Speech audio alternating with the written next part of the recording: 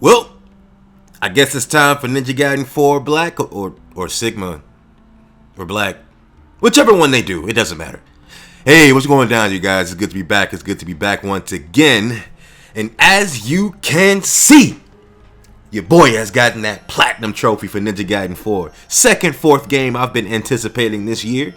I know I might be glazing the game a little bit. I know. But this is my personal game of the year right here. I know. Expedition 33 will win. But the child in me had so much fun in this game, as I've stuck with the series since I was about 3 to 4 years old on the original Xbox. Back in the day when chips were 25 cents and McChickens were $1. Good times. But enough with me digressing. I know what you came here for. Is this platinum trophy doable? Yes. In fact, it's probably the most doable Ninja Gaiden in the entire series. I say that because of the amount of playthroughs required to get the trophy. Realistically, if you try really hard, you can knock this out in about 2, maybe 3 playthroughs, 30 to 40 hours, maybe even less, seeing as to how the others require damn near 5 to 8 playthroughs. Absolutely ridiculous.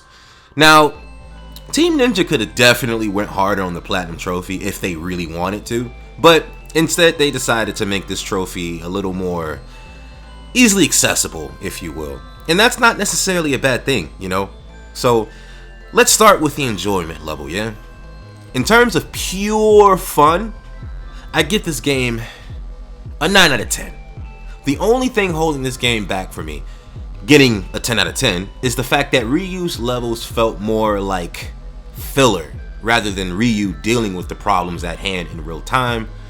His levels were really just a rehashed version of what Yakumo's levels were when dealing with the demons, except instead of breaking the seal, you're placing it. I think I speak for everyone when I say this.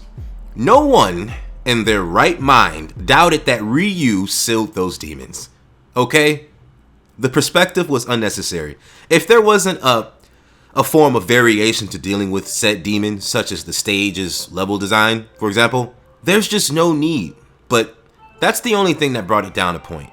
The moves were fantastic. I love Yakumo's alternative Blood Raven techniques. I love his character. I love the attitude. Also, as well as Ryu's Gleam form, which is similar to how the Blood Raven is activated. Now, for this game, there aren't too many characters that get a big spotlight. Though we do get my beloved sweetheart, Ayane. She's in this game.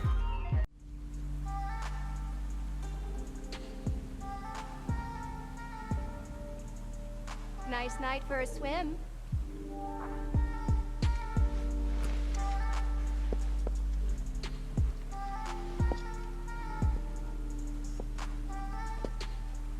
Yeah, I'm a need them to create a character model for me to just look at, just for research purposes, of course. But I love the weapons that Yakumo had, but unfortunately, Ryu only has the Dragon Sword in this one. Hopefully, it's added in the Sigma/Black versions of the game like they did with Ninja Gaiden 3 Razor's Edge. And the music. The freaking music!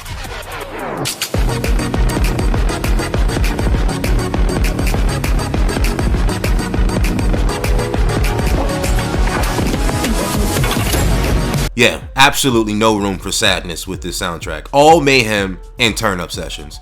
It's a good time. Now, let's talk on just the overall combat system. Let's just give it adjectives. Let's just talk about it.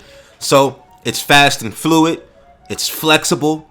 There's a deep skill expression that sort of adds replayability as well as creativity with how you deal with these enemies. Satisfying finishers. All these obliteration techniques make me want to just, when he slashes through enemies, it makes me want to just get my controller and just slash the TV. It's so immersive, bro. And then it's difficult, but it is very replayable. So let's get into the final difficulty rating for Ninja Gaiden 4. Okay. This platinum trophy is a 7 out of 10. Tough.